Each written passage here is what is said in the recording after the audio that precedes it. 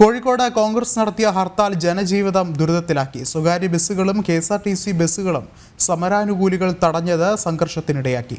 അതേസമയം ചേവായൂർ തെരഞ്ഞെടുപ്പ് റദ്ദാക്കണമെന്നാവശ്യപ്പെട്ടുകൊണ്ട് കോടതിയെ സമീപിക്കാനാണ് കോൺഗ്രസിന്റെ നീക്കം.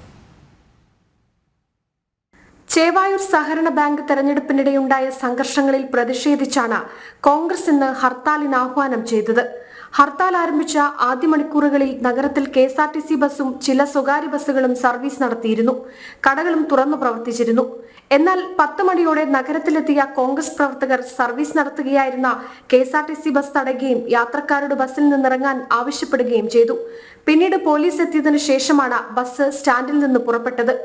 കോൺഗ്രസും CPM അനുകൂല കോൺഗ്രസ് വിമതരും തമ്മിലുള്ള പ്രശ്നത്തിന്റെ പേരിൽ ഞങ്ങളെ എന്തിനു ദ്രോഹിക്കുന്നു എന്നായിരുന്നു ജനങ്ങളുടെ പ്രതികരണം.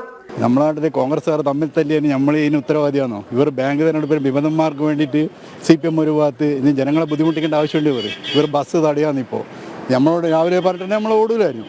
സ്വകാര്യ ബസ്സുകളും കെഎസ്ആർടിസിയും നിരത്തിലിറങ്ങാതായതോടെ വലഞ്ഞത് ദീർഘദൂര യാത്രക്കാരാണ്. ജനം, കോഴിക്കോട്.